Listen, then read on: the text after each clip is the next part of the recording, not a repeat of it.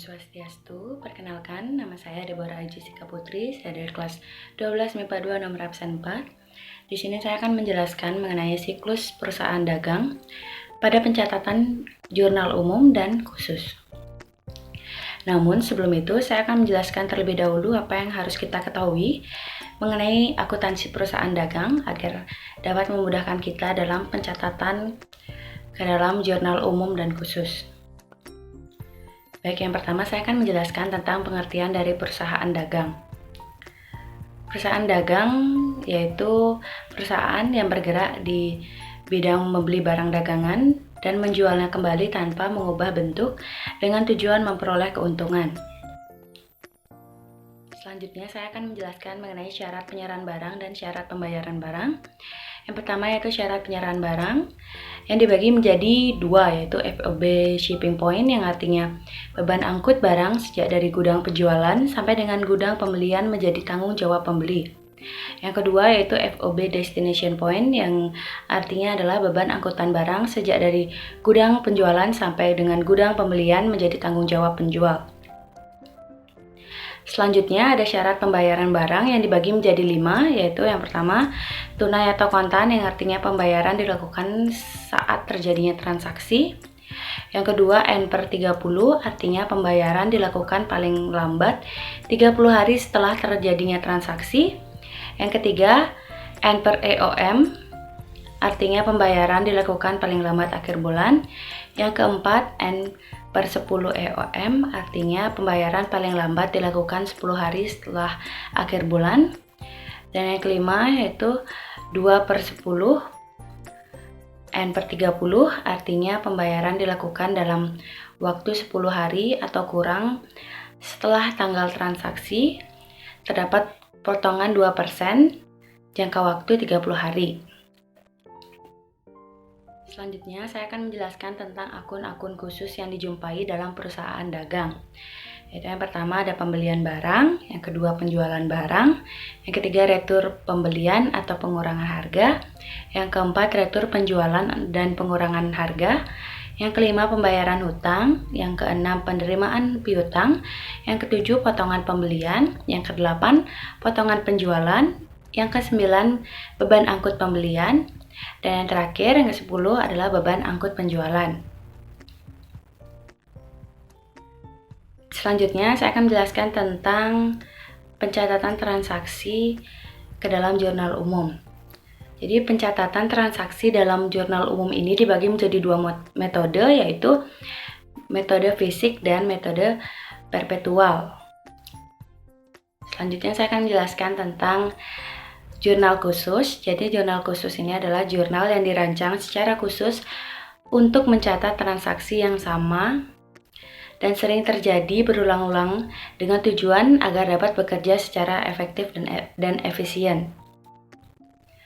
Jurnal khusus yang biasanya digunakan dalam akuntansi perusahaan dagang ada 4, yaitu yang pertama ada jurnal penerimaan kas atau JKM untuk mencatat transaksi penerimaan kas, jurnal pengeluaran kas atau JKK untuk mencatat transaksi pengeluaran kas, jurnal pembelian atau JB untuk mencatat transaksi pembelian barang, dagangan, dan aktiva lainnya secara kredit, dan yang terakhir ada jurnal penjualan atau JP untuk mencatat transaksi penjualan barang dagangan secara kredit.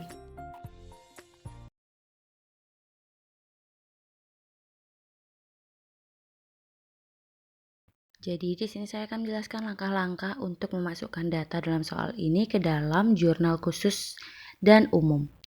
Tanggal 1 ini termasuk dalam jurnal penerimaan kas, kita tulis tanggal 1 Mei. Situ kasnya bertambah jadi 3 juta rupiah.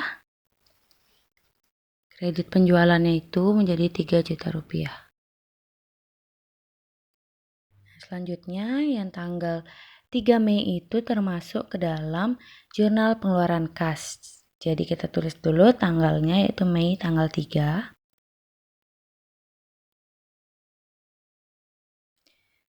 Keterangannya itu adalah beban iklan. Kemudian akunnya itu termasuk beban dengan jumlah sebesar Rp1.500.000. Jadi kas kreditnya Rp1.500.000.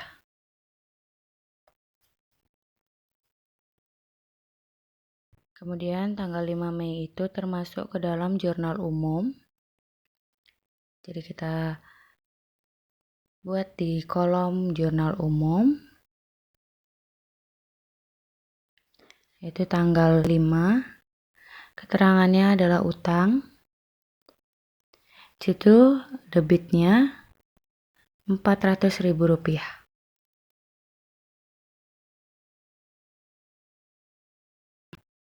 Tanggal 10 Mei itu termasuk ke dalam jurnal umum, jadi kita masukkan dia ke dalam tabel jurnal umum. Kita tulis tanggalnya terlebih dahulu. Lalu keterangannya di sana kita isi dengan retur penjualan.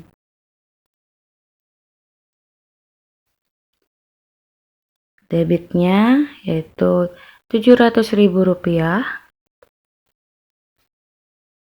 dan kreditnya juga sama Rp700.000.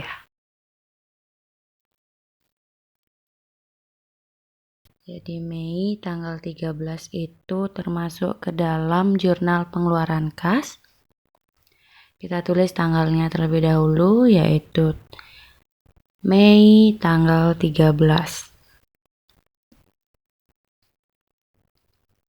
Lalu dengan keterangan di situ yaitu pembelian tunai. Dan akunnya situ kita masuk ke dalam perlengkapan. Dengan jumlah yang kita bisa lihat di soal itu adalah Rp300.000. Dan kasnya itu menjadi Rp300.000.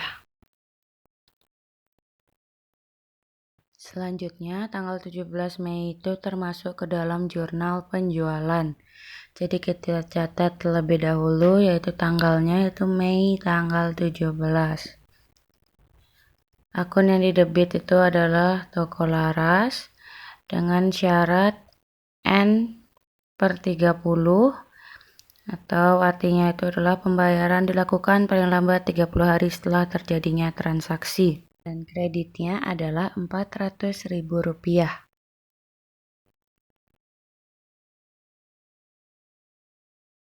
Selanjutnya yaitu tanggal 20 Mei itu termasuk ke dalam jurnal pembelian. Kita masukkan ke dalam tabel. Yang pertama kita tulis dahulu tanggalnya yaitu Mei tanggal 20. Perkiraan yang dikredit kita isi dengan PT Hasih.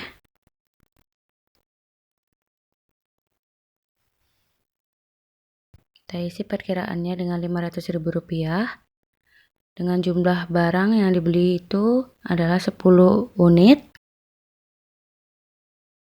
Kreditnya kita tulis di sana Rp500.000.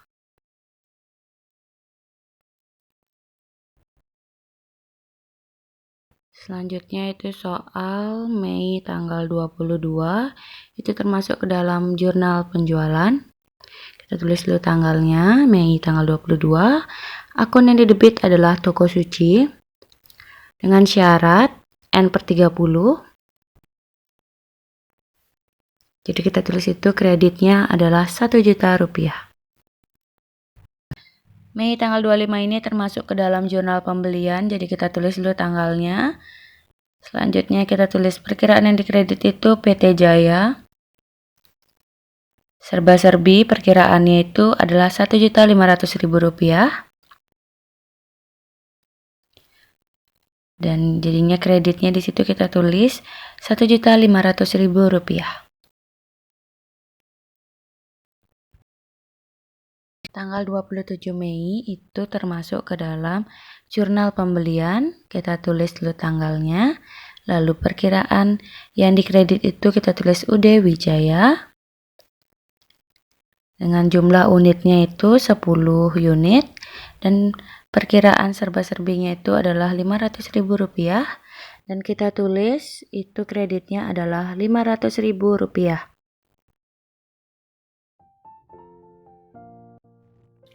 Sekian presentasi dari saya tutup dengan Brahma Santi. Om Santi Santi Santi Om.